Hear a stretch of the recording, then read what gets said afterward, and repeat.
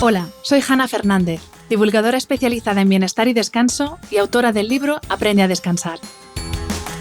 Quiero darte la bienvenida a un nuevo episodio de mi programa de podcast A Guide to Live Well, una guía práctica de bienestar en la que descubrirás de la mano de los mayores expertos cómo cuidar tu salud y tu entorno para vivir más y vivir mejor.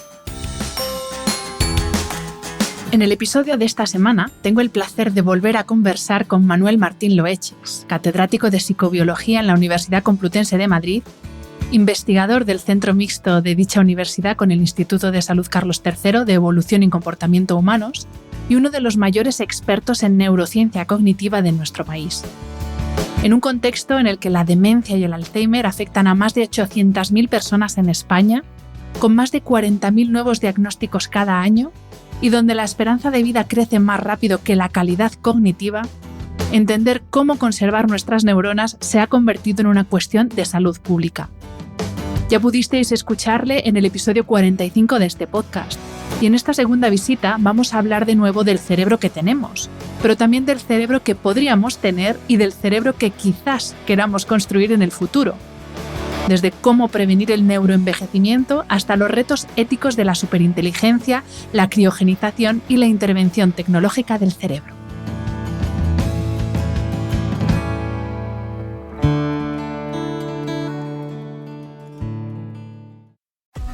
This episode is brought to you by Peloton. Break through the busiest time of year with the brand new Peloton Cross Training Tread Plus, powered by Peloton IQ. With real-time guidance and endless ways to move, you can personalize your workouts and train with confidence, helping you reach your goals in less time. Let yourself run, lift, sculpt, push, and go. Explore the new Peloton Cross Training Tread Plus at onepeloton.com. When you want your spring break to feel like... and your kids' pool day to feel like... and your hotel bed to feel like... ooh, and room service to feel like... because at Hilton, hospitality feels like... Your cabana's ready. Would you like fresh towels? It matters where you stay. Book now at Hilton.com. Hilton, for the stay.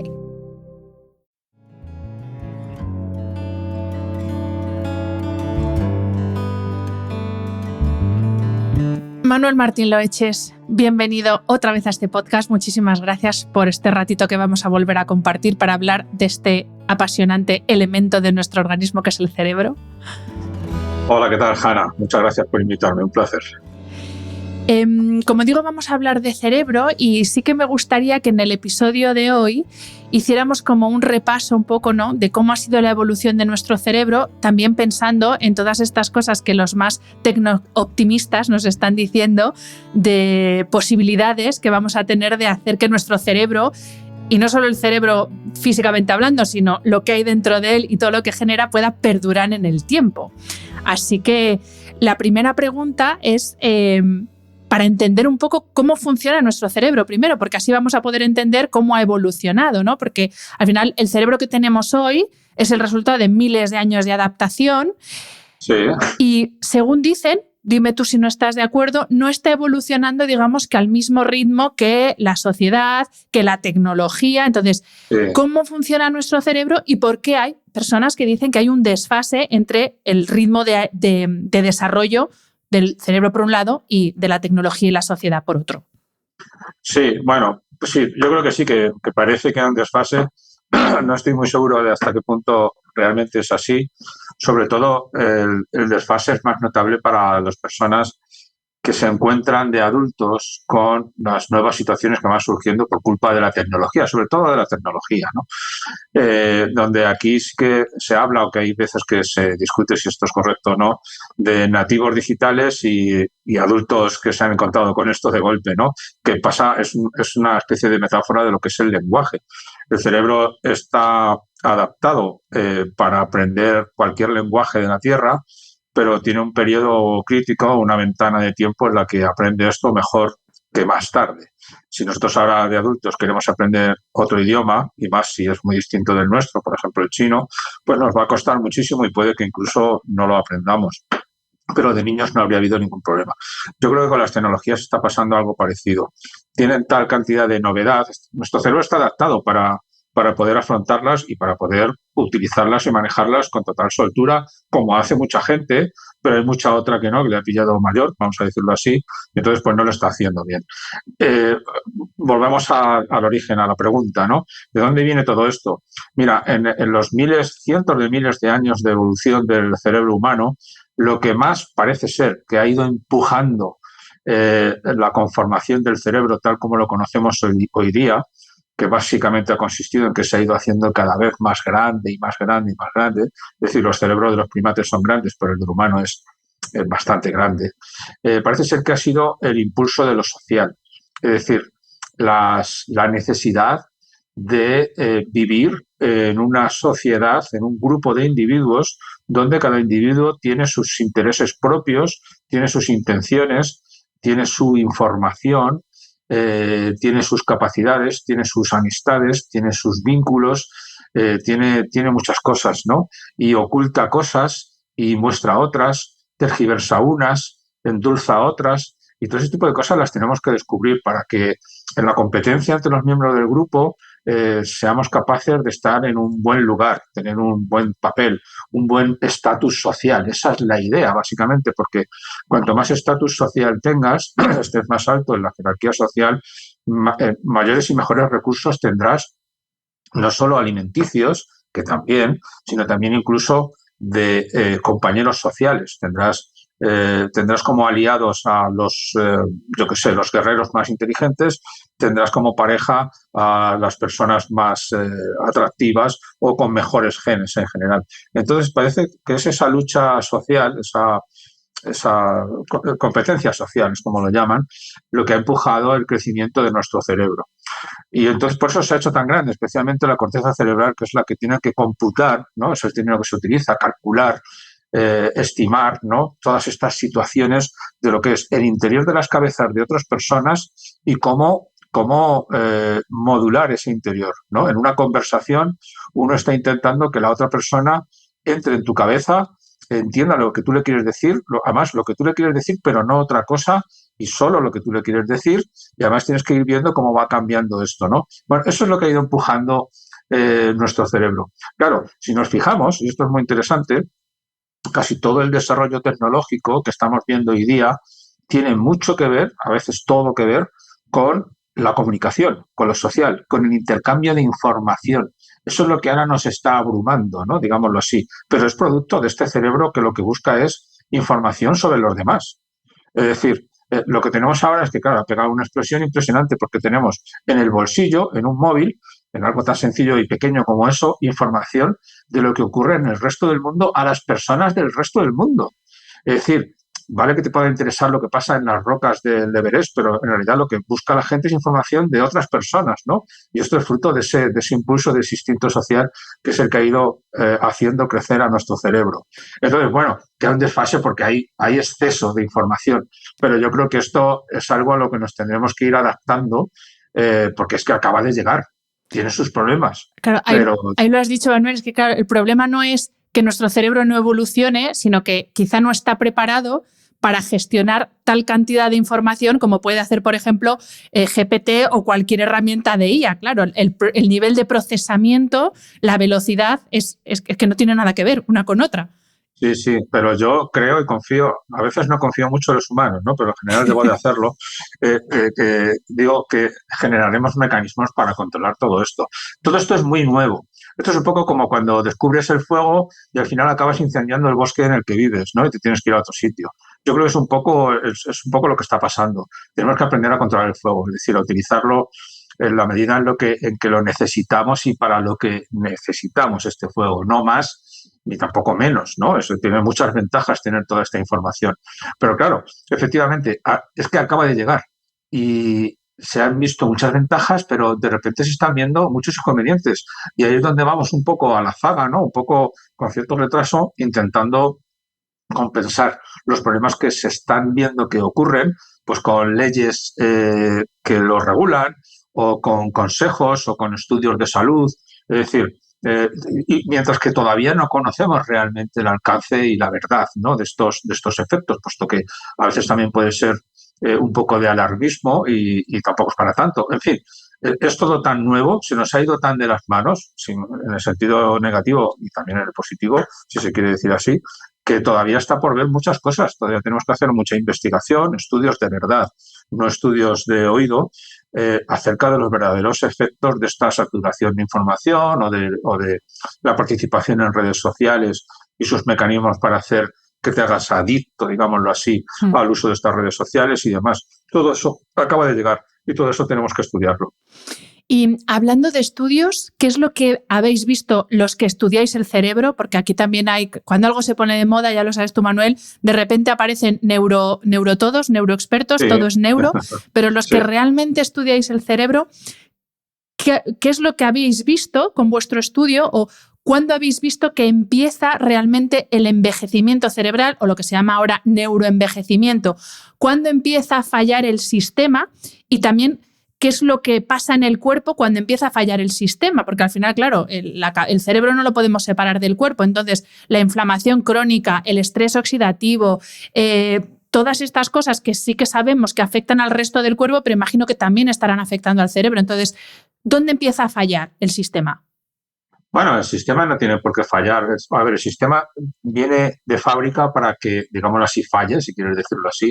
Es decir, que de alguna manera vaya perdiendo neuronas incluso prácticamente desde el mismo día que nacemos, ¿no? Incluso antes. Entonces, de alguna manera, eso se puede decir que yo no creo que sea un fallo. Yo en realidad lo que creo que es un ajuste.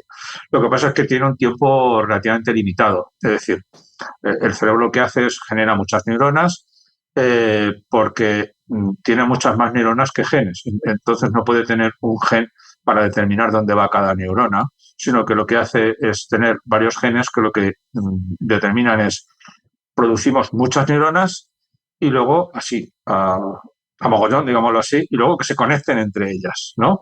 Y luego solamente aquellas que se utilizan y se necesitan permanecen, las demás se van a ir muriendo. Entonces, bueno, el mecanismo de muerte neuronal ocurre a lo largo de toda la vida. Entonces, llega un punto en que es verdad que se acumula mucho, sobre todo a partir de los 50 años, aunque ya digo, se ha perdido mucho antes.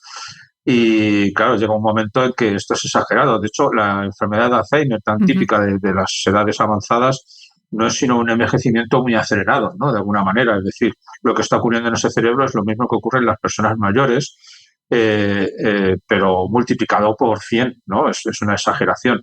De hecho, todos esos acúmulos de beta-amiloide, ¿no? Todos esos nudos neurofibrilares son los propios signos del envejecimiento, que es verdad que no aparecen antes, en torno a los 50, 60 años, ¿vale? Y son, bueno, pues el punto final de lo que es la vida de nuestro cerebro. Es normal, pero eso es también resultado de un cerebro que se ha utilizado bastante. Es decir, parece ser, ¿no? O no sé exactamente cómo andará ahora mismo la cosa, pero siempre se ha considerado que muchos de estos males que aquejan a un cerebro con Alzheimer o un cerebro con envejecimiento son fruto del excesivo uso de las neuronas, de su excesiva actividad. Generan su hiperactividad, generan incluso toxinas que acaban acabando con ellas. Entonces, bueno, digamos, como todo en la vida, todo tiene que nacer, vivir, reproducirse y morir. Entonces, bueno, es normal. Lo que pasa es que en nuestro caso la muerte de las neuronas ocurre prácticamente desde el principio de nuestra vida. Se va exagerando al final. Y a la inversa, desde el punto de vista preventivo, porque ahora si vas por la calle y le preguntas a cualquier persona ¿qué puedo hacer para cuidar, pues eso, el colesterol, la salud cardiovascular, para tener más músculo? Más o menos todo el mundo tiene claro qué es lo que puede hacer o lo que debería hacer. Sin embargo, para cuidar el cerebro también, porque hay, hablando de ese exceso de información, hay muchas veces mucha información que tampoco tiene mucha base científica.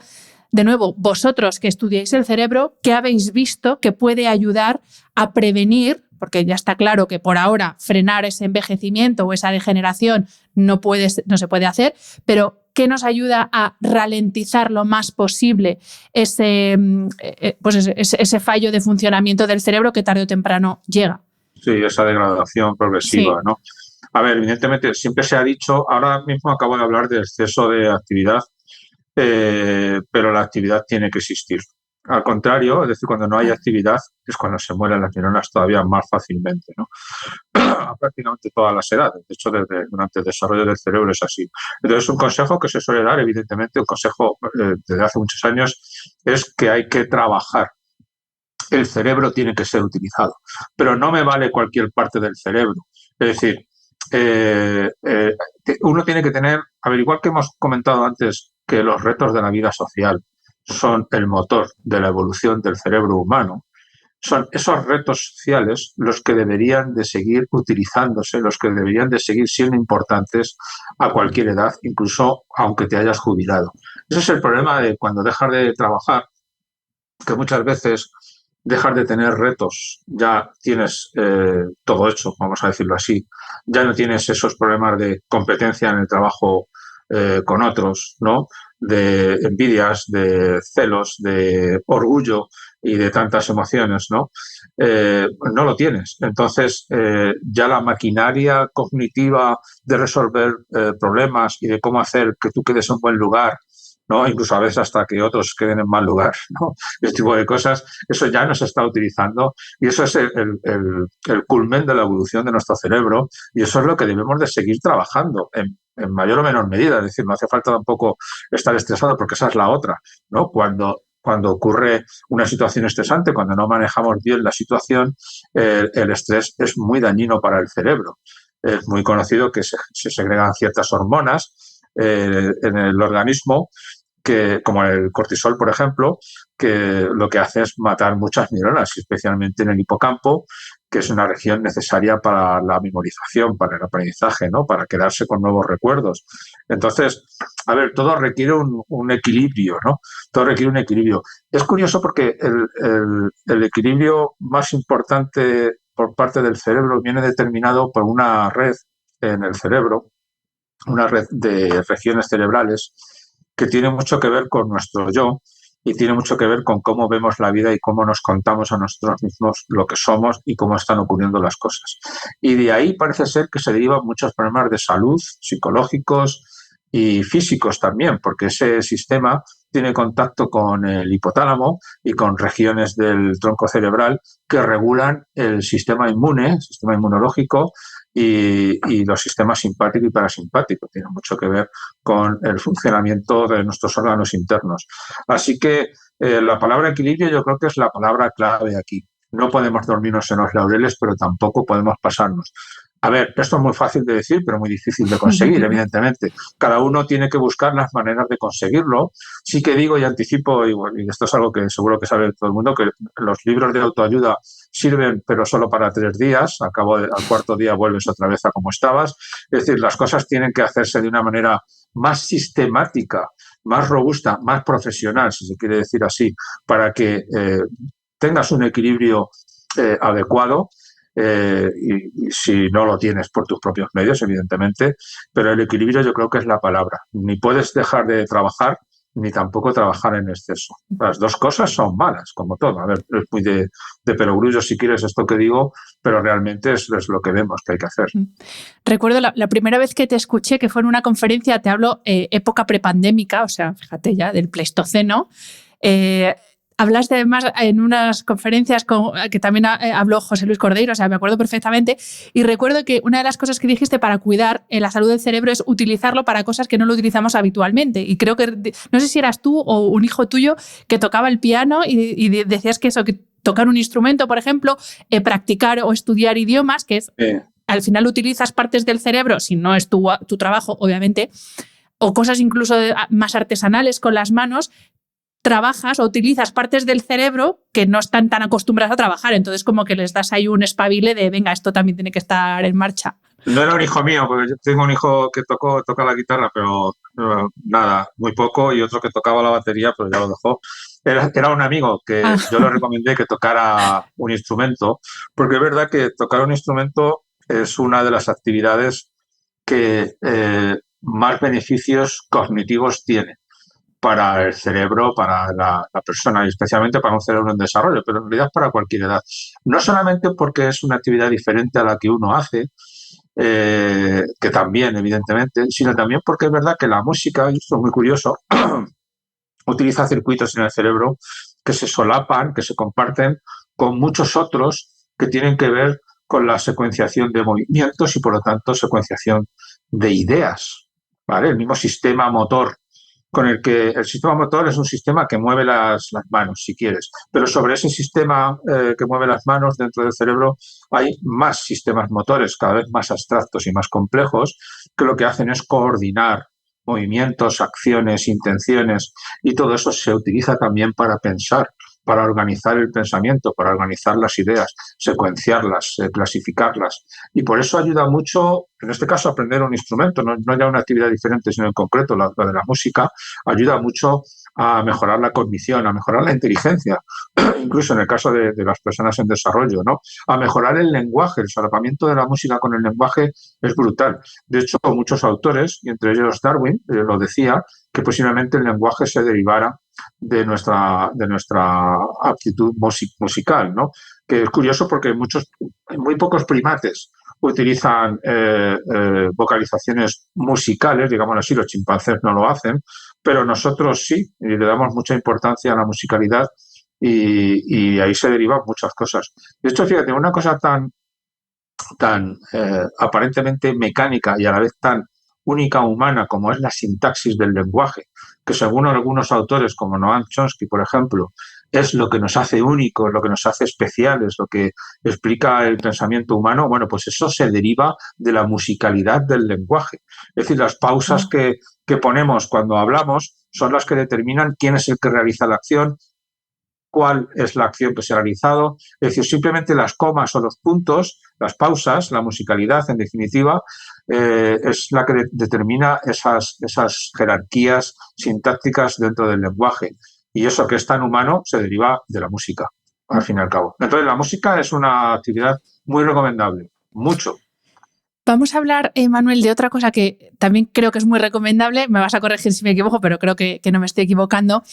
Fíjate, para preparar la entrevista hice un poco de búsqueda de qué es lo que en qué está la investigación ahora mismo con respecto, en concreto, al Alzheimer, que yo creo que es la enfermedad neurodegenerativa donde ahora mismo está puesto el foco, y ahora hay 138 nuevos fármacos que están en estudio, 182 ensayos clínicos activos para encontrar una cura para el Alzheimer, pero sin embargo todavía el grueso de la evidencia que yo encuentro habla fundamentalmente del estilo de vida como la principal herramienta para hacer frente a esa neurodegeneración. Y dentro del estilo de vida, que todos tenemos muy claro que es comer saludable, hacer ejercicio, dormir, pero hay un punto que es el gran olvidado, que yo no paro de hablar de él, que es el contacto social, que tú ya nos lo has adelantado al principio.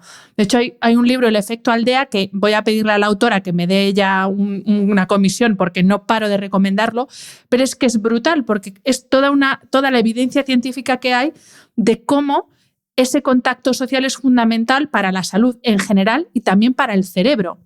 Y la pregunta es, ¿podemos decir que el aislamiento social mata neuronas? Así, con muchos matices, obviamente, pero...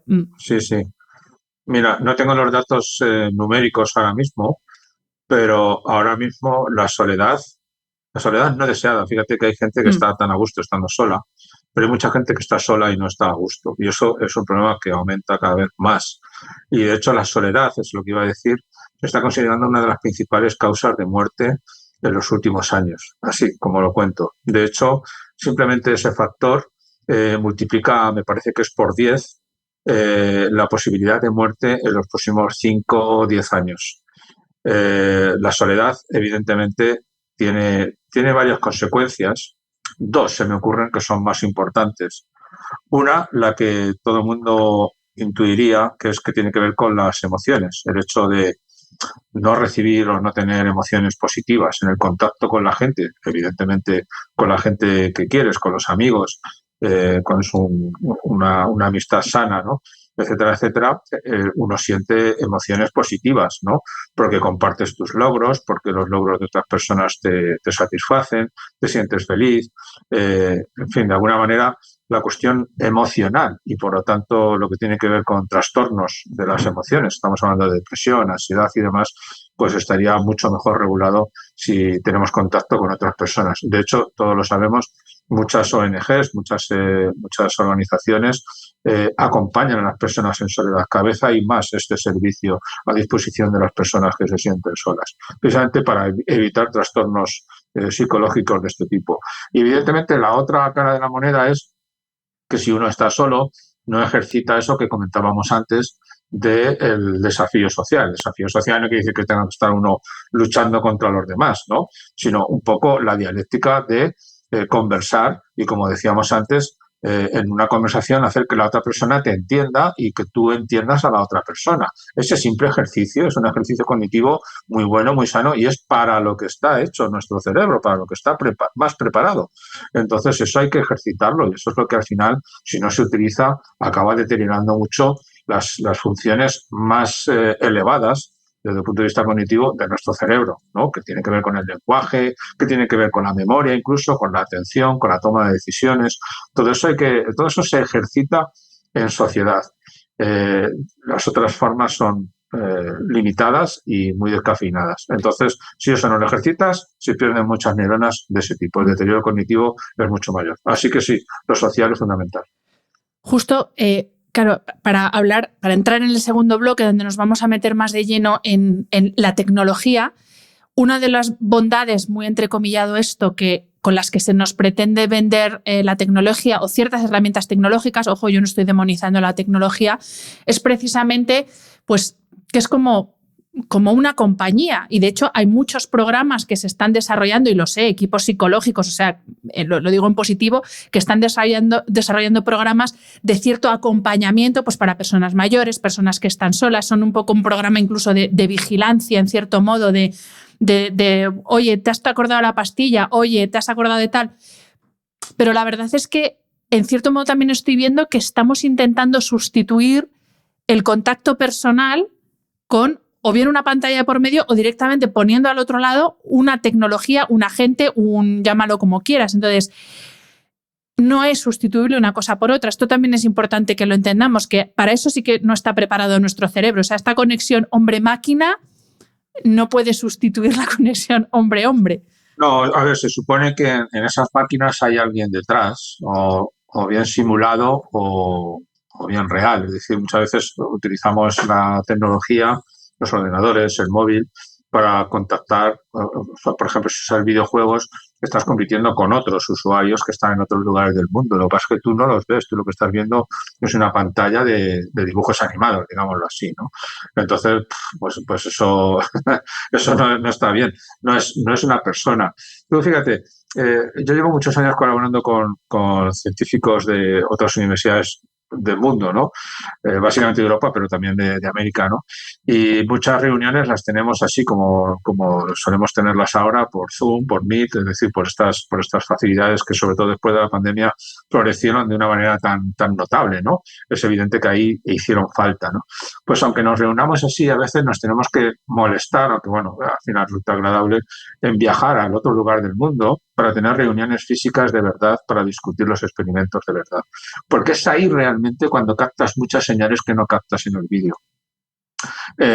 Aunque parezca mentira, dicen, no, pues estoy viendo la cara, estoy viendo los gestos que pones, hay algo que no te captan todavía las cámaras ni los micrófonos. Hay algo muy importante, evidentemente son señales sutiles donde tú vas entendiendo si la otra persona exactamente está compartiendo tu idea o la tienes que cambiar. Estamos hablando de ideas científicas y de propuestas de experimentos, ¿no? E incluso de interpretación de resultados, ¿no?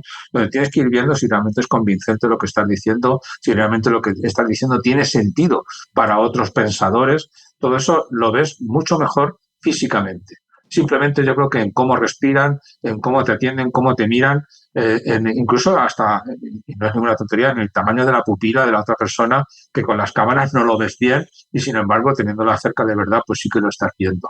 Bien, pues todo eso lo hacemos a pesar de que en principio mediante este contacto visual pudiera hacerse. Esto no es sino una señal de lo importante que es realmente el contacto físico de verdad. Esto es algo inevitable y es la verdadera comunicación entre las personas. Es decir, el teléfono, por ejemplo, donde no hay imagen, es mucho más limitado. Y los mensajes de WhatsApp todavía mucho más limitados. Entonces, ¿a dónde quiero ir a parar con todo esto? El contacto físico de verdad es el que necesita nuestro cerebro. Todo lo demás es un sucedáneo y los sucedáneos nunca son el original. Rechace imitaciones.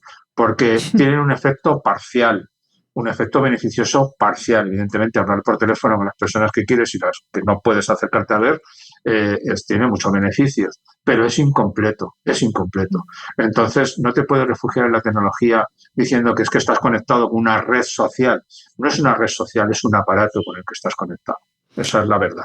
A propósito de esto que comentas, hace relativamente poco leí un artículo que comparaba cómo había cambiado ya no la imagen, sino la conversación de teléfono a la forma en que nos comunicamos ahora, que hemos relegado la conversación a dejar mensajes de audio. Entonces, Sí, ya yo ni lo hago siquiera hay mucho. conversación. No, yo también. Sí. Pero claro, cuando lo piensas dices, es verdad, es que ya no estamos conversando con la otra persona. Le soltamos la perla, buena, mala, regular, y ya nos contestará, pero que incluso la conversación, que también es fundamental para la salud del cerebro y para el desarrollo del cerebro, también la estamos perdiendo, que hay que tener cuidado con eso. Efectivamente, vuelve a ser eso parcial, descafeinado, incompleto, no auténtico de lo que estaba hablando. Y por lo tanto, claro, no es igual. Y de hecho, yo lo experimento así. Muchas de estas conversaciones, porque son un sucedáneo de conversaciones, yo mando un audio y al cabo de un tiempo me mandan otro, son siempre incompletas. Siempre al final tienes que acabar con que no se soluciona el problema y con que tienes que acabar hablando de verdad, ¿no? Es verdad que, a ver, en un principio parece que tienes una ventaja porque tú dejas el mensaje y ya lo oirán cuando puedas, porque claro, si llamas ahora puedes estar interrumpiendo algo, molestando, y eso es una gran ventaja. Pero hay que ser conscientes de sus limitaciones. Esto es un poco lo que comentaba antes. Las nuevas tecnologías están permitiendo muchísimas cosas que antes no eran posibles. No solo con respecto al acceso a la información, sino también al intercambio de información, evidentemente. Pero tiene sus consecuencias negativas, sus limitaciones, o lo que no es necesariamente negativo, pues hay que entender que puede no ser completo, como estoy comentando. Entonces, todo eso lo tenemos que estudiar. Todo eso acaba de llegar y todo eso tenemos que ver. A ver, sus efectos en el cerebro, en el sentido negativo, no creo que sean muy grandes, pero sí son negativos en la eficiencia de las conversaciones. No son verdaderas conversaciones. The world moves fast. Your workday, even faster. Pitching products, drafting reports, analyzing data. Microsoft 365 Copilot is your AI assistant for work. Built into Word, Excel, PowerPoint, and other Microsoft 365 apps you use. Helping you quickly write, analyze, create, and summarize. So you can cut through clutter and clear a path to your best work. Learn more at Microsoft.com/M365 Copilot. This episode is brought to you by Subaru. Go further in a long-range Subaru hybrid with up to 597 miles per tank in the Crosstrek hybrid and up to 581 miles per tank in the Forester hybrid. Subaru. Love goes the extra mile. Visit Subaru.com/hybrid to learn more. Range based on EPA estimated combined fuel economy and a full tank of fuel. Actual mileage and range may vary. Y a propósito de tecnología, vamos a hablar primero, Manuel, de redes sociales, porque me interesa separar, y luego hablamos de IA y ya nos volvemos locos con el futuro y todas estas predicciones. Pero hablando de redes sociales, ¿hasta qué punto realmente están hackeando, porque es el término que se utiliza, hackeando nuestro cerebro y las consecuencias que esto tiene para capacidades cognitivas como la atención, capacidad de análisis, incluso la paciencia, no tanto cognitivo? Bueno, no sé si la paciencia es una capacidad cognitiva, ahora no lo sé, pero incluso para tener paciencia, o sea, ahora la necesidad de inmediatez que tenemos es brutal. Entonces, realmente, repito, no estoy demonizando las tecnologías, que luego la gente se ofende, pero hay que ser consciente. Nos están hackeando cosas tan fundamentales como la capacidad de tener la atención en un mismo sitio 2 minutos seguidos. Sí, la atención es uno de los parámetros cognitivos que más se están nombrando cuando hablamos de las redes sociales, no solo, o sea, incluso de las nuevas tecnologías. Es decir, si tú miras ahora mismo tu móvil, verás cuántas horas dedicas al día a consultar el móvil y mira el número de desbloqueos y verás que es bastante sorprendente. Te sorprenderás a ti misma, ni siquiera tienes esa sensación. Evidentemente, conectar y desconectar de la realidad con tanta frecuencia, prefiero la realidad exterior, a la que tienes a tu alrededor, y meterte en la del móvil tiene, y eso parece y se ha demostrado, cada vez está más claro, tiene efectos en procesos cognitivos como la atención, el mantener la atención más allá de cierto tiempo. Pero tiene que tener, aunque todavía está en fase de estudio, consecuencias también graves o de deterioro en otras funciones cognitivas que tienen más duración, que tienen que no son solamente atencionales. La atención, al fin y al cabo, es un mecanismo muy básico. Pero hay procesos cognitivos en el cerebro que están, de hecho, son los más desarrollados de nuestro cerebro, que están destinados a la coordinación de situaciones prolongadas en el tiempo. Es decir, tú y yo llevamos un rato conversando y todo esto es una sola situación, que hay partes de nuestro cerebro que lo que están haciendo es considerarla una cosa única, que está coordinando todo lo que ha ocurrido y todo lo que está ocurriendo en este momento y todo lo que puede ocurrir, ¿no? Le está dando un sentido, le está dando una coherencia y está suponiendo una narración, una narrativa de esta situación que tenemos, ¿no? Bien, pues esas partes también sufren, esos circuitos también sufren mucho con estas interrupciones respecto a la realidad exterior, porque necesitan su tiempo, las cosas para hacerlas bien en el cerebro humano necesitan sus minutos, sus tiempos, y eso las redes sociales lo están estropeando. Lo están estropeando porque, como dices tú, casi todo es inmediato, casi todo es de muy corta duración, es de 30 segundos o menos. Y eso no son tiempos para la coordinación, la narrativa, las historias, la coherencia de nuestro cerebro. Y eso seguramente está siendo mermado. Pero curiosamente esas redes que tienen que ver con las narrativas y con la coherencia de las narraciones, de las historias, tiene mucho que ver también con nuestro yo, con nuestro sentido de identidad. Más allá de lo que esté ocurriendo en este momento, son las que también dan coherencia a toda nuestra vida.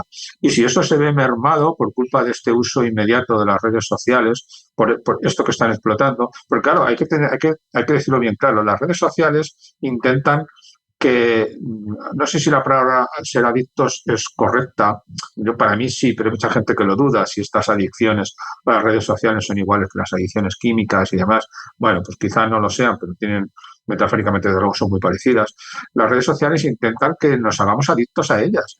Es decir, que una vez que entremos nos cueste salir o no podamos salir. Entonces buscan las maneras, los algoritmos, de hacer que esto sea así, porque esto se monetiza y con eso ganan dinero. Y una de estas variables que hacen que nos hagamos adictos a ellas es precisamente la corta duración de la información que nos muestran. Las píldoras son de muy corta duración, los shorts, ¿no? Lo han comprobado y de hecho se está viendo que tienen efectos nefastos en el cerebro, más allá de la atención, como digo, en estas funciones de coordinación y de coherencia de lo que estamos hablando. Y otra variable que están usando, curiosamente, es la personalización. Es decir, el algoritmo te presenta información que sabe que a ti te interesa, ¿no? Mensajes personalizados, digámoslo así, de todos los millones de píldoras breves de información que hay en las redes, va buscando aquellas que a ti te van a enganchar. Y entonces multiplica el efecto de la breve duración de los vídeos. Y así, pues, y las dos cosas, la personalización y la breve duración, afectan mucho a estas redes que tienen que ver con la coordinación de las historias, la coherencia de las narrativas, que tan importante es para el cerebro humano. Y hablando también de inmediatez, y ahora ya nos vamos a directamente uso de la IA mal utilizada, porque yo la uso a diario y es maravillosa, pero mal utilizada, como todo, tiene sus peligros. Y esa es otra de las cosas también que se está viendo, esa necesidad de una respuesta inmediata, que es lo que te da. Incluso fíjate ahora, el ChatGPT, la versión 5.2 creo que es, han incorporado el pensamiento profundo, o sea, no te da la respuesta rápida, tienes opción de respuesta rápida o respuesta de pensamiento profundo. Y esa se toma unos minutos para pensar y está todo el rato diciéndote, me estoy tomando 2 minutos 23 segundos para pensar esta respuesta, porque ya sabe, claro, que tú estás esperando una inmediatez que no te va a dar. Entonces, ante eso, ya te está predisponiendo, te está diciendo, oye, cálmate, que ahora te doy la respuesta. Entonces, hablando de esa necesidad de inmediatez y también de la capacidad de gestionar problemas complejos. Es otra de las cosas que, por lo que leo, se está viendo con el uso de la IA, que incluso ya ¿cuál es el mejor proveedor de aires acondicionados? Ya le pedimos respuestas a cosas que nosotros podríamos hacer. Entonces, estamos evitándonos, el aire acondicionado no es un problema muy complejo, pero otro tipo de problemas, estamos evitándonos ejercitar el cerebro para ese tipo de cosas. Entonces, de hecho, tengo aquí apuntado un síndrome que es la atrofia cognitiva inducida por IA, AICICA. Sí, sí. ¿Qué estáis viendo vosotros? Claro, esto es tiempo real. No sé si hay mucho estudio ya hecho, pero bueno, ¿qué estáis viendo vosotros? Sí, es verdad que ha salido algún estudio que dice que las personas que más utilizan la IA sufren un deterioro funcional, es decir, no se ve nada estructural, pero sí que en el funcionamiento y la activación de ciertas partes del cerebro se ve una merma, una disminución de su actividad cuando tienen que enfrentarse a otros problemas, ¿no? Pero bueno, los estudios son todavía muy limitados. Aquí viene un poco lo que mencionaba hace un rato, ¿no? Todavía hay mucho que estudiar de estas cosas y saber hasta qué punto ese deterioro funcional que han detectado es continuo en el tiempo, es decir, permanece en el tiempo o solo dura unos minutos o unas horas o realmente es así porque a lo mejor en otro grupo no se replica o no se encuentra o se encuentra otra cosa, ¿no? Es decir, y volvemos otra vez a lo que decía al principio, que es verdad que todo esto es muy nuevo, está surgiendo ahora mismo y todavía pues no solo no sabemos el alcance, sino que nos tenemos que adaptar a no abusar de las cosas, ¿no? Lo del fuego, ¿no? Si quemas tú el bosque que te rodea, pues al final te tienes que ir de él, ¿no? Entonces, pues a lo mejor si abusamos de la IA, el equilibrio, ¿no?, que mencionaba antes, pues a lo mejor también es contraproducente. Para todo esto todavía no tenemos respuestas contundentes dentro de la ciencia, porque pensamos, y esto es así, que necesitamos más estudios. Hay alguno que otro, pero todavía son muy limitados. Es como que todavía, por lo menos desde el punto de vista de quienes financian la investigación, no se ve del todo importante. Se va viendo que es importante, pero todavía, bueno, pues siguen siendo otras cosas las más importantes. Y esto, pues bueno, vamos a ir superándolo, ¿no? Entonces, bueno, yo creo que la inteligencia artificial es una herramienta utilísima, tú mismo lo has dicho, yo también voto por ella, realmente. Está ayudando muchísimo, es decir, a nivel cotidiano, la estamos usando como alguien con quien conversar muchas veces, consultarle nuestras dudas, nuestros problemas. De hecho, tengo entendido que muchos adolescentes lo están usando como terapeuta, sí, como amiga, como amigo. Y bueno, pues no oigo buenas cosas de eso, pero tampoco las oigo malas, ¿vale? Es decir, que a lo mejor tiene su utilidad. Y bueno, tengo entendido que los algoritmos al final te acaban recomendando, si te ves muy mal, que te vayas a un profesional de verdad, ¿no? Entonces, bueno, creo que tiene esas utilidades. También es verdad y es una de las cosas muy buenas de la inteligencia artificial, y los ejemplos que me has puesto van en ese sentido, que canalizan mucha información. Nos ahorran tiempo, porque al final la decisión la tienes que tomar tú, pero con la IA hace una búsqueda de toda la información y te la prepara, te la mastica y te la digiere y te la prepara para que tú puedas entenderla mejor exactamente lo que estás buscando. Como dices tú, ¿qué mejor marca de aire acondicionado puedo usar? Pues en vez de estar tú perdiendo minutos, horas a veces, ¿no?, buscando toda la información, los comentarios, las características de los aparatos y demás y tal, te hace una búsqueda en 2-3 minutos o menos y te dice, pum, este y este son los que mejor se llevan por calidad, precio, lo que quieras. Y eso es muy útil. De hecho, eso es lo cotidiano, pero si nos vamos a la ciencia, la capacidad de canalizar información, es decir, un cerebro, porque es lo que es la inteligencia artificial, especializado en su materia, que es capaz de manejar infinidad de información en muy poco tiempo y sin cansarse, algo que nuestro cerebro necesitaría a lo mejor semanas, ¿vale? Pues está permitiendo descubrir patrones que a nosotros nos costaría mucho tiempo descubrir. Entonces, se está descubriendo patrones de proteínas, de galaxias, de enfermedades. De hecho, aplicado a la actividad cerebral es brutal, porque es que está permitiendo estudiar la actividad eléctrica o magnética del cerebro online, según está ocurriendo, e interpretar qué puede estar pasando dentro de ese cerebro en ese momento. Y eso está permitiendo, por ejemplo, decodificar en voz alta el habla interior de una persona. Es algo que se está haciendo con pacientes que tienen ELA y por lo tanto están como encapsulados y sin embargo dentro su cerebro va funcionando. Es decir, la inteligencia artificial es sinceramente una maravilla, es una maravilla. ¿Provoca deterioro? Ya digo, en los pocos estudios que hay, alguno ha mostrado que sí, pero yo tengo mis dudas de que realmente eso sea algo constante, permanente y replicable. Puede ser que no. Es como todo, depende de qué grupo cojas. Claro. Y, en fin, yo no me quiero aventurar, porque como todo habrá que ver los resultados de más estudios, ¿no? Pero es evidente que según lo utilices puede ser para bien o para mal. ¿El fuego es malo? Pues si quemas tus cosas es muy malo, pero si cocinas es muy bueno. ¿Un cuchillo es malo? Si asesinas a alguien es muy malo. pero para cortar la carne es lo que necesitas, de hecho. Entonces, yo creo que la IA tiene un poco de eso también. Tiene su lado bueno y su lado malo, pero mucho más bueno que malo. Pues un ejemplo muy claro de lado bueno y lado malo es lo que está haciendo, por ejemplo, Elon Musk, odiado, llamado a partes iguales, con su empresa Neuralink. Para quien no lo sepa, es una empresa que está trabajando en implantes cerebrales conectados a nuestro cerebro para hacer que el cerebro funcione casi como un ordenador. Es verdad que ahora mismo los que hay colocados, hasta donde yo sé, se han colocado en personas que tienen patologías, entonces ahí está como ese, claro, si es para solucionarle la vida a una persona que tiene una enfermedad, como lo que comentabas de los enfermos de ELA, maravilloso, nadie discute sobre su utilidad, pero claro, su idea es que todos llevemos un implante en el cerebro para mejorar nuestras capacidades cognitivas. Esto lo conecto también con la corriente transhumanista y esta idea de mejora del ser humano. Entonces, vamos primero a la parte más biológica. Esto es posible, o sea, conectarlo sí, porque ya hay gente conectada, pero ¿realmente es posible llegar a una superinteligencia biológica? O sea, la parte física, ¿sabemos el daño que puede provocar? Claro, esto no lo sabemos en el largo plazo. Tener un implante pegado y actuando, interviniendo en nuestro cerebro permanentemente. Entonces, desde el punto de vista biológico, desde el punto de vista ético, ¿a qué nos estamos enfrentando?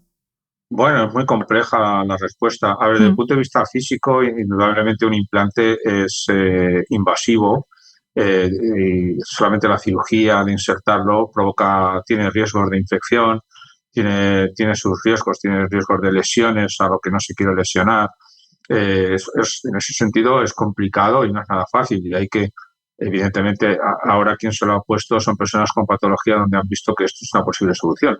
Porque no solamente el Neuralink de Elon Musk, sino muchos otros dispositivos y avances tecnológicos se llevan haciendo ya algunas décadas de insertar lo que llaman cirugía cerebral profunda, implantes cerebrales profundos, se llevan haciendo unos años y van siendo muy buenos para funciones como el Parkinson, incluso para tratar la depresión, la ansiedad, con estimulaciones cerebrales profundas, que es como se llama la técnica, se consiguen muchas cosas, pero ya digo, en patología, pero asumiendo un riesgo. Cuando no lo operan, siempre tiene que asumir que hay un riesgo, ¿no? Y en esto, aunque evidentemente se extreman las precauciones, insertarlo a personas sanas, claro, esto es un negocio. Es decir, al que lo fabrica le encantaría que los 8.000 millones de habitantes del planeta tuvieran cada uno un implante cerebral, porque sería un éxito de ventas, ¿no? Pero yo creo que de momento y por mucho tiempo, y tiene su lógica, lo mejor y lo lógico será que solo lo tengan las personas que tienen patologías, que tienen problemas, más que para mejorar las personas que... Esto es un poco la fantasía que también la tiene Elon Musk, de algún día viviremos en otro planeta. Perdón. Estamos en el mejor planeta del mundo para nuestra especie. Olvídate de cualquier otro planeta. Nada hay conocido ni por conocer que sea mejor que este, donde vivamos y respiremos mejor. Nada, es imposible, es absurdo. Eso es un absurdo. Quizá lo de mejorar las capacidades intelectuales, que sería posible, evidentemente. Es decir, con un implante cerebral, tú en una persona sana puedes conseguir muchas cosas. Puedes conseguir incluso manipularla, ¿no? Puedes conseguir que le gusten cosas que normalmente no le gustan, o al contrario, que le disgusten cosas que normalmente le agradan. Entonces puedes acabar generando aversiones o aficiones que no se tenían. Puedes incluso diluir los efectos de la fatiga, hacer que la persona no sienta fatiga, no sienta cansancio y trabaje durante más horas y con más intensidad. Puedes potenciar su capacidad de funcionamiento de los circuitos cerebrales que tienen que ver con la atención, con la memoria, pero siempre de una manera parcial. Esto hay que entenderlo. Es decir, el cerebro es un organismo relativamente grande, complejo, con muchos circuitos, con muchas funciones distribuidas por todo él, pero si tú quieres mejorar varias cosas, deberías de tener varios implantes. Es decir, con uno solo no te vale. Y claro, ya tener varios, y más en una persona sana, ya empieza a ser, si ya uno ya es complejo, complicado, arriesgado, no necesariamente sensato, diría yo, porque ¿para qué quieres tener más inteligencia? Es que eso también a veces es un engaño, ¿no? ¿Para qué quieres ser más inteligente? Hombre, si eres tonto, así hablando claro, pues a lo mejor sí. Pero si no, no. Es que en realidad pues tampoco necesitas más, ¿no? En fin, todo eso también es un debate que tiene que trascender a la sociedad, que tiene que entender estas cosas. Porque una cosa que yo le veo al transhumanismo, que lo he visto muchas veces, es que visto cómo está el mundo, lo más probable es que esas mejoras de la especie humana, tanto a nivel de implantes cerebrales como puede ser de manipulación genética y de tantas otras cosas, al final solo tienen alcance para cuatro habitantes del planeta, ¿no? Hay muchísimos seres humanos que no tienen ni tan siquiera las necesidades básicas cubiertas. Muchos. Y que con el dinero que está, digámoslo así, acaparado por muy pocas personas, se podría mejorar la situación de mucha gente. Y luego ya a partir de ahí ya podríamos ver si podemos mejorar con artificios, en el fondo es lo que son los cerebros humanos o los organismos humanos, ¿no? Pero yo creo que lo ideal o lo suyo sería que antes se repartieran un poquito mejor los logros tecnológicos que ya tenemos, ¿no? Los logros económicos y sociales. Totalmente de acuerdo. Para terminar, Manuel, ya las dos últimas, sí, ya es como el nivel máximo ya de tecnooptimismo. Sí. Por un lado, la posibilidad, que esta es otra de las cosas que hablan los transhumanistas más tecnológicos, la posibilidad de descargar o replicar la mente humana en un ordenador para que seamos eternos, pero claro, esto no es el cuerpo físico, sino la mente. Sí. Y claro, ¿hasta qué punto esto es posible desde el punto de vista emociones, experiencias, etcétera? Esa es la primera. Y la segunda, ya para rematar, criogenización. Entonces vamos primero con la posibilidad de descargar la mente humana en un ordenador. Esto hoy no es posible, pero ¿sería posible? ¿Será posible? ¿Es algo pensable? Sí, de hecho, mucha gente lo piensa. Bueno, pensable si digo factible, mejor dicho, no pensable sino factible. Sí, vale. Evidentemente es otra cosa. Bueno, yo creo que será factible. A ver, una cosa de la que tenemos que partir. El cerebro humano es un dispositivo físico, complejo, pero físico. Y por lo tanto es susceptible de ser reconstruido, tal cual. Es decir, ahora no es posible, pero en la medida en que se están generando neuronas artificiales de carbono y que hagan conexiones, en la medida en que, igual que por ejemplo se están generando minicerebros, ¿no? Donde tú coges un trozo de tejido, lo conviertes en células primordiales, en células madre, y a partir de ahí generas neuronas y son neuronas tuyas. Extraídas, fíjate, a partir de un tejido de la piel de tu pierna, por ejemplo, has generado neuronas que son tuyas y a partir de ahí puedes construir un cerebro más complejo y a ese cerebro le puedes de alguna manera entrenar para tener la información de tu cerebro. En la medida en que vayan confluyendo muchos de los avances tecnológicos y científicos que tenemos ahora mismo, la capacidad de memoria de los ordenadores, la capacidad de computación, porque nuestras 86.000 millones de neuronas todavía son capaces de superar muchísimo a los ordenadores en muchos ámbitos, ¿no? En la medida en que uno pueda, bueno, en fin, estamos todavía lejos, pero en la medida en que uno pueda imitar... Físicamente es posible. Exactamente, claro, ¿por qué? Porque lo que estamos llamando la mente humana o tu yo, la identidad que tenemos, tiene un soporte físico. Al menos la ciencia es lo que cree, ¿no? Que es así. Es decir, puedes creer que no, que evidentemente es una opción que tiene mucha gente, ¿no? Pensar que eso que el mundo mental, ¿no? Subjetivo, no depende del cerebro, o bueno, está modulado por el cerebro, pero en realidad es una entidad aparte, universal, cósmica, en fin, espiritual, llámalo como quieras, ¿no? Pero desde el punto de vista científico eso no es así, sino que es algo que depende enteramente, 100%, de la actividad del cerebro. Y la actividad del cerebro es una actividad física, es una actividad electroquímica. En la medida en que uno pueda imitar eso con un soporte electroquímico o bien directamente de silicio o de carbono o de cualquier otro sistema o soporte que realice los mismos cálculos, las mismas computaciones, las mismas decisiones y las mismas sinapsis, pues evidentemente tendremos algo muy parecido a una persona. Podremos tener esa misma persona en otro sistema. Yo no lo veo imposible, aunque de luego todavía estamos muy lejos. Pero bueno, es un anhelo que tienen muchos seres humanos. Y luego la otra parte de la pregunta era la criogenización. Es que estoy mirando y ahora mismo que se sepa, porque esto también es un poco, los datos no son muy transparentes, hay 150 personas criogenizadas en el mundo. Post-mortem todas. Sí, ya, claro, sí. Creo. Ninguno se ha dejado antes, ¿no? Claro, por si acaso dices, bueno, ya, si estoy muerto, que, pues yo qué sé, que hagan conmigo lo que quieran. Que hace mucho frío. Sí, a ver, yo creo que todavía esas personas que están ahora mismo criogenizadas no van a conseguir, o sea, lo más probable es que los tejidos ya más microscópicos del cerebro, las sinapsis, con la congelación se han roto. Es que los axones, las dendritas, son de una finura tal. A ver, pensemos que un milímetro cúbico de cerebro contiene axones, para que te fijes lo microscópicos que son, que pueden tener, si los pusiéramos todos uno junto al otro, varios kilómetros de longitud. Y eso multiplícalo por todos los milímetros cúbicos de lo que es un cerebro entero, un cerebro que pesa casi 1,5 kilos. Es una barbaridad. Y esas conexiones son tan finas que la congelación no las respeta. La congelación las parte, ¿no? Hasta donde yo sé, ¿vale? Entonces ese es el problema. Y de esas conexiones es de lo que depende la identidad de una persona, precisamente. Esas conexiones tan finas son los que determinan nuestra memoria, nuestro pasado, nuestras decisiones, ¿no?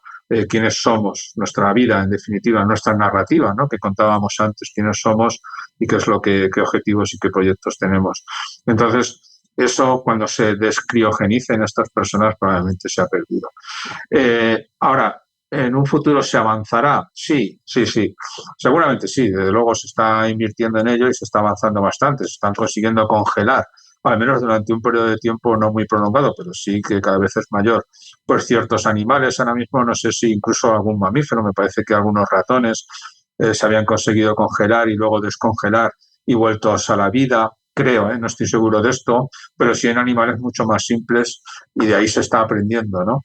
Qué sustancias y qué en fin, manipulaciones son necesarias para que un cerebro tan complejo como el nuestro, porque en definitiva es el órgano más importante que necesitaríamos preservar. Ya sabemos que mucha gente lo que criopreserva es solo la cabeza. Pues, ¿cómo hacer para que una cosa tan compleja como el cerebro se mantenga íntegra o lo más íntegra posible, ¿no? Porque esa es la cuestión. Eso hoy día es lo que hay que superar. Pero una vez que lo superemos, pues ¿por qué no? Podrá ser posible. Ya digo que se están consiguiendo bastantes logros con los animales, ¿no? Bueno, ahí habrá que ver, claro, una de las principales diferencias, aunque hay otras, entre el ser humano y otras especies animales, es toda esa parte vivencial, experiencial, emocional, sentimientos, y todo eso, lo que es la esencia del ser humano. Esto ya es un debate mucho más filosófico, pero es verdad que eso es lo que yo no sé si se podrá replicar. No tengo ni idea, la verdad, pero quizás eso es lo más... Sí, yo creo que sí. O sea, hay que... A ver, yo soy muy materialista, de verdad, y bueno, y es que lo tengo claro. O sea, todo depende de esta materia, ¿no? De 300 gramos que tenemos dentro del cráneo. Entonces, ahí está todo. Eso es físico y eso es replicable, por lo tanto, aunque ahora mismo no sepamos cómo, pero en algún momento sí será posible. Entonces, en ese sentido, se podrá tener lo mismo que tenemos ahora mismo. Pues, Manuel, espero que cuando eso suceda, si sucede, vuelvas al podcast y nos lo cuentes, porque claro, yo creo que es uno de los retos que tiene ahora mismo bueno, por un lado tiene averiguar por qué nos seguimos muriendo y seguimos teniendo enfermedades, pues eso, como hemos hablado antes, de Alzheimer y otras, yo qué sé, como los problemas cardiovasculares, o el cáncer mismo, o sea, todavía estamos intentando averiguar por qué pasan esas cosas, pero también por otro lado estamos intentando avanzar en todo esto, que todos son futuribles por ahora, pero bueno, que quién sabe, quizá sucedan, y en caso de que así sea, espero que vuelvas al podcast para explicárnoslo. Muchísimas gracias. Estará bien. Muchas gracias, Hanna. Un placer, Manuel, como siempre. Gracias. Gracias. Espero que hayas disfrutado del episodio. Este programa de podcast es independiente y en abierto gracias al apoyo económico de marcas que apuestan por mi trabajo y confían en mí para ayudarles a comunicar su mensaje. Los expertos que aceptan mi invitación a intervenir en este programa no tienen ningún tipo de vinculación con dichas marcas a menos que se especifique lo contrario. Y todo el contenido de mi podcast, página web y redes sociales que haya sido patrocinado irá acreditado como tal. Gracias por ayudarme a que este proyecto siga siendo viable e independiente visitando la web de mis anunciantes, dejando reseñas, comentarios y valoraciones en las distintas plataformas de reproducción y compartiendo mi contenido en tus redes sociales. Mil gracias por estar al otro lado. Nos escuchamos en el próximo episodio.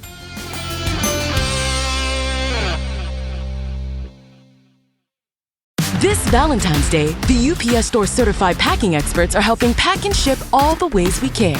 From the lovey-dovey XOXO gifts, gifts for your Galentine's gal pal, even pet gifts for doggy dearest.